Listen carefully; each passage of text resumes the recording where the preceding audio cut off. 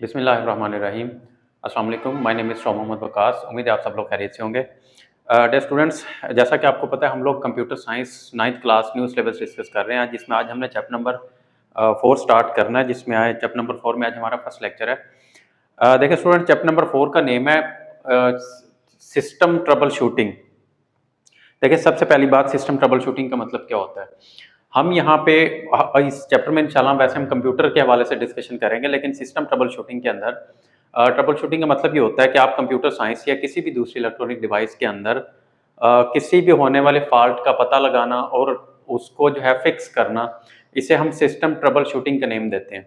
यानी अगर हम कंप्यूटर की बात करें तो हम कंप्यूटर को यूज़ करते हैं कंप्यूटर के अंदर किसी भी तरह के किसी फॉल्ट का आना और फिर उसको आप फिक्स करना, इसे हम सिस्टम ट्रबल शूटिंग का नेम देते हैं। देखिए इसमें हमारे पास सबसे पहले नंबर पे अब ये काम हो क्यों ज़रूरी होता है, क्योंकि हमें अपने कंप्यूटर की अगर हम बात करें तो उसको फंक्शंस परफॉर्म करने के लिए, प्रॉपरली अपनी वर्किंग के लिए ट्रबल शूटिंग रिक्वायर्ड होती है। क्योंकि आप सिस्टम जो ट्रबल शूटिंग होती है, ये आपके सॉफ्टवेयर एंड हार्डवेयर कहीं पे भी कन्फ्लिक्ट हो सकता है, इश्यूज हो सकते हैं, जिनको हम फाइंड आउट करते हैं। फाइंड आउट करने के बाद हम उन्हें सॉल्व करते हैं। ट्रबल शूटिंग का हमारे लिए एडवांटेज एक ये भी होता है कि हमें जल्दी से किसी एक्सपर्ट के पास, यानी जहाँ पे आपको पे करके सिस्टम ठीक करवाना पड़े, नहीं जाना पड़ता। हमें किसी हवाले से कहीं ना कहीं ट्रबल शूटिंग में हमें खुद भी आइडिया हो जाता है कि हमारे सिस्टम के साथ क्या इशू है, तो इसे हम ट्रबल शूटिंग कहते हैं। अब हमारे पास इसका सबसे पहला जो टॉपिक है वो है systematic process of trouble shooting. देखें, आप जब भी कंप्यूटर को एज ए यूज़र हम यूज़ करते हैं, सिस्टम में जब भी कोई इशू आता है देन हम उसको ट्रबल शूट करते हैं। अब ट्रबल शूटिंग के हमारे पास कुछ प्रोसीजर्स होते हैं, प्रोसेस होते हैं। सिस्टमैटिक प्रोसेस का मतलब ये होता है कि हमारे पास स्टेप बाय स्टेप एक गाइडलाइन होती है जिसे हमने फॉलो करना होता है। आप इन प्रोसीजर्स को, इन स्टेप्स या प्रोसेस के जो स्टेप्स होते हैं, हम इन्हें शफल नहीं कर सकते। यानी जिस नंबर पे आपने जिस स्टेप को फॉलो करना है, आपने उसी पॉइंट पे उस पॉइंट को उसी नंबर पे हमने फॉलो करना है। आप उसको चेंज नहीं कर सकते, अदरवाइज हमें नहीं समझ आती कि हमने क्या करना है। अब उसके अंदर हमारे पास ट्रबल शूटिंग में सबसे पहले नंबर पे आता है आइडेंटिफाई द प्रॉब्लम। देखिए हमारे सिस्टम के अंदर अगर किसी तरह से कोई भी इशू आ जाता है, हमें सबसे पहले आइडेंटिफाई करना पड़ता है कि क्या इशू है, कहाँ पे खराबी है। यानी अगर हमारा कंप्यूटर, हमारा सिस्टम प्रॉपरली वर्क नहीं कर रहा, उसकी क्या रीज़न है, बिहाइंड द सिस्टम वर्किंग क्या इशू है जिसकी वजह से हमारा सिस्टम काम नहीं कर रहा। जब तक हमें नहीं पता चलेगा कि क्या इशू है, तब तक आप उसको रिजॉल्व नहीं कर सकते। इसे हम आइडेंटिफाई द प्रॉब्लम का नेम देते हैं। देन हमारे पास आता है establishing the theory of probable cause. आप फिर पता हम ये लगाते हैं कि कंप्यूटर के अंदर जो फॉल्ट है उसकी क्या रीज़न हो सकती है। एक से ज़्यादा रीजंस भी हो सकती हैं किसी सेम इशू के लिए। फॉर इंस्टांस हम लैपटॉप ऑन करते हैं, हमारा लैपटॉप ऑन नहीं होता। अब उसके अंदर प्रोबेबल कॉज क्या हो सकती है, या तो उसके बटन का इशू हो सकता है, पावर कॉर्ड का इशू हो सकता है जिसे हम पावर केबल का नेम देते हैं। उसके अलावा हमारे सिस्टम की बैटरी डेड भी हो सकती है लैपटॉप की। ये तीनों सेम रीजंस हो सकती है हमारे लैपटॉप के ऑन ना होने की। ये हमारे पास हम थ्योरी प्लान करते हैं कि ये 3 प्रोबेबल कॉजेज हो सकती हैं जिनकी वजह से हमारा सिस्टम जो है वो हमारा लैपटॉप ऑन नहीं हो रहा। देन हमारे पास तीसरे नंबर पे आता है कि जब आपको प्रोबेबल कॉज आप पता लगा लेते हैं, देन हम उसे टेस्ट करते हैं। यही थ्योरीज जो हम यहाँ पे फाइंड आउट करते हैं कि कौन से इसके अंदर से जब वो मेजर कॉज हो सकती है, अब तीनों के अंदर से। अब वो हम इस तरह से करेंगे, इसी एग्जांपल के थ्रू। फॉर इंस्टांस के कंप्यूटर लैपटॉप ऑन नहीं हो रहा, तो आप उसको डायरेक्टली प्लग इन करते हैं। जैसे आपको पता होगा कि अगर हमारे कंप्यूटर लैपटॉप के अंदर बैटरी ना भी हो तो आप उसे डायरेक्ट चार्जर के साथ अटैच करके प्लग इन करें, ऑन करें तो लैपटॉप ऑन हो जाता है। अगर यही काम आप तीसरे स्टेप में करते हैं, हम उस थ्योरी को डिटरमाइन करते हैं, अगर तो लैपटॉप ऑन हो जाता है, इसका मतलब ये है कि इसके ना तो बटन का इशू है, ना इसकी पावर कॉर्ड का इशू है, इसकी बैटरी डेड है लैपटॉप की, जिसकी वजह से ये ऑन नहीं हो रहा था। यानी तीसरे नंबर पे हम वो टेस्ट करके चेक कर लेते हैं। और फिर उसके बाद चौथे नंबर पे आता है establish the plan of action. यानी जब हमें पता चल जाता है कि इशू क्या है, देन आप उसका एक्शन प्लान करते हैं। अब इसी एग्जांपल के थ्रू के अगर तो हमने डायरेक्ट लैपटॉप चलाने से, ऑन करने से ऑन हो जाता है, ऑब्वियसली उसकी बैटरी डेड है। हम उसका एक्शन क्या प्लान करेंगे, या तो आप उसकी न्यू बैटरी इंस्टॉल करेंगे, बैटरी रिमूव करेंगे, या आप उसको जब तक चाहें डायरेक्ट प्लग इन करके भी यूज कर सकते हैं। ये हमारा एक्शन प्लान हो सकता है। देन इसके बाद होता है इम्प्लीमेंट द सोल्यूशन। जब आप एक्शन प्लान कर लेते हैं, फॉर इंस्टांस हम ये चाहते हैं कि हमने बैटरी डेड है तो हम बैटरी इसके अंदर न्यू बैटरी इंस्टॉल करेंगे। देन आप न्यू बैटरी लेते हैं, उसके साथ अटैच करते हैं, देन आप कंप्यूटर को, लैपटॉप को यूज करते हैं। यानी इसे हम इम्प्लीमेंट द सोल्यूशन का नेम देते हैं। क्योंकि अगर लैपटॉप ऑन नहीं हो रहा है, बैटरी इशू है, देन उसका सोल्यूशन क्या होगा कि आप उसकी बैटरी रिप्लेस करते हैं, न्यू बैटरी इंस्टॉल करते हैं, आप उसे इम्प्लीमेंट द सोल्यूशन का नेम देते हैं।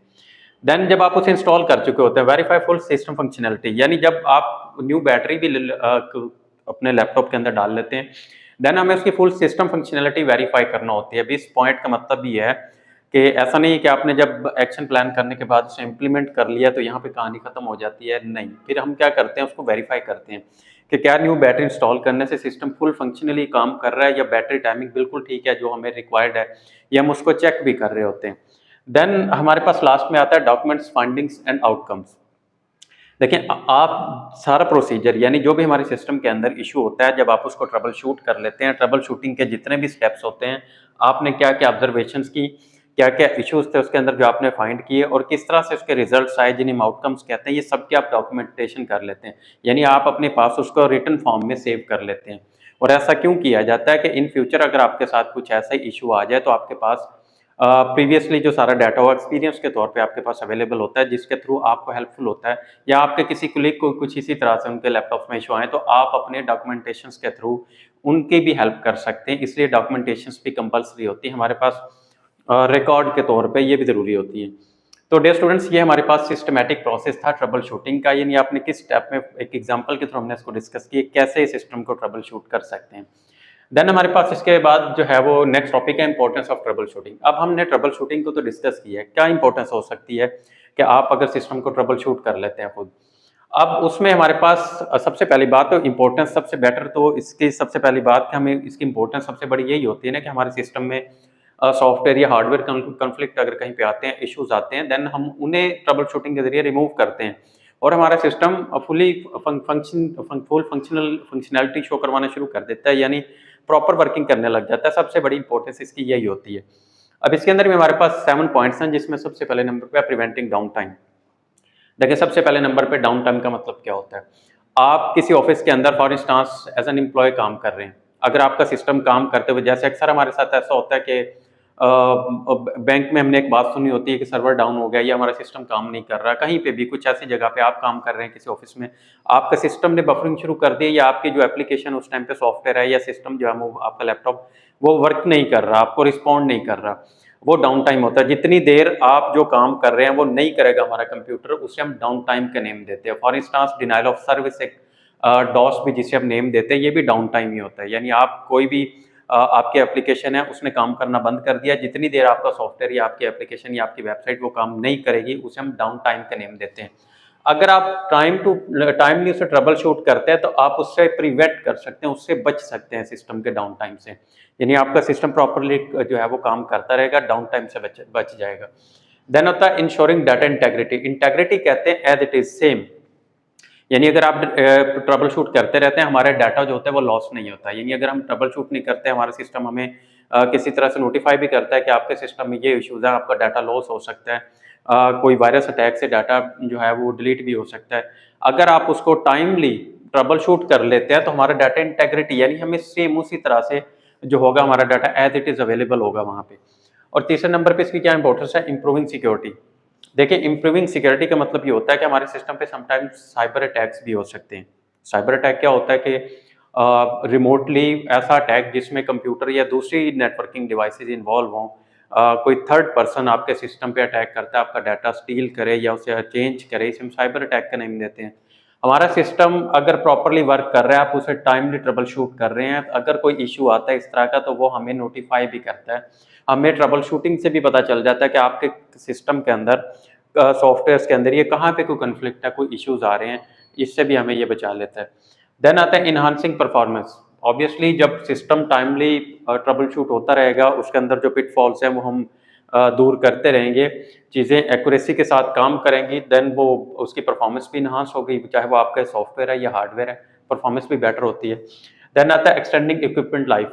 अब इस बात का ये मतलब है कि हमारे सिस्टम के अंदर अगर किसी भी फॉर इंस्टांस हम कंप्यूटर में कहीं पे कुछ इशू आता है, आप उसे अगर ट्रबल शूट करते हैं टाइमली, हमें उसका पता चल जाता है कि आपके फलां हार्डवेयर के अंदर कोई इशू है, आप उसे टाइमली ट्रबल शूट करके रिजॉल्व कर लेते हैं, तो उससे उस इक्विपमेंट की लाइफ जो है वो इंक्रीज कर जाती है, बढ़ जाती है। अब जैसे अगर आप उसको इग्नोर करते रहेंगे कि कुछ अरसे बाद देखेंगे, देन वो जैसे वो फॉल्ट पुराना होता जाता है, फिर वो हमारा जो इक्विपमेंट होता है वो डेड हो जाता है, हमें रिप्लेस करना पड़ जाता है, न्यू लगाना पड़ जाता है। लेकिन अगर आप उसे टाइमली ट्रबल शूट करेंगे, आप उसके वो इश्यूज़ को रिमूव करते रहेंगे, तो उसकी लाइफ भी एक्सटेंड हो जाती है, बढ़ जाती है।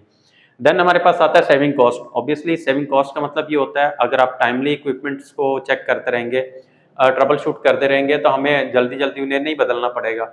इसलिए हमारी कॉस्ट होगी वो भी बच जाएगी, बजाय इसके कि आप ट्रबल शूट ना करें, जब आपके सिस्टम के अंदर डैमेज पड़ जाए, आपको उसको किसी दुकान पे या किसी भी एक्सपर्ट के पास लेके जाना पड़े, जो आपसे चार्ज करेगा यही सारा काम करने के लिए, आपके इक्विपमेंट रिप्लेस करेगा।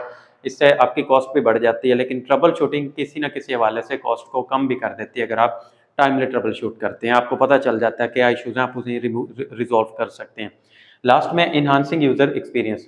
देखें, एज़ ए एक्सपर्ट तो आप एज़ ए यूज़र अगर कंप्यूटर यूज़ कर रहे हैं, आपने ट्रबल शूटिंग की है, ट्रबल शूट करने के बाद जैसे हमने ये डिस्कशन की थी, आपके पास डॉक्यूमेंटेशंस भी हैं, तो एज़ ए यूज़र आपका एक्सपीरियंस भी बढ़ जाता है। एक्सपीरियंस कैसे बढ़ जाता है? यानी हमें पता चल जाता है कि हमारे सिस्टम में अगर कोई फॉल्ट आता है, तो हमने उसको किस तरह से चेक करना है, किस तरह से रिज़ॉल्व करना है। अगर आपके कोलीग या कहीं और भी ये इश्यूज़ आते हैं उसी से रेलेवेंट, देन हमारे पास एक्सपीरियंस होता है, क्योंकि हम अपने सिस्टम को ऑलरेडी इस तरह से चेक कर चुके होते हैं, ट्रबल शूट कर चुके होते हैं। और इस तरह से चीज़ें बार-बार करने से भी यूज़र का एक्सपीरियंस जो होता है वो एनहांस हो जाता है। तो डियर स्टूडेंट, ये हमारे पास हमारा आज का टॉपिक था, चैप्टर नंबर 4, और इसके बाद इंशाल्लाह नेक्स्ट जो टॉपिक है वो नेक्स्ट लेक्चर्स में कवर करेंगे। अपना बहुत ज़्यादा ख्याल रखिएगा। अल्लाह हाफ़िज़। अस्सलाम वालेकुम।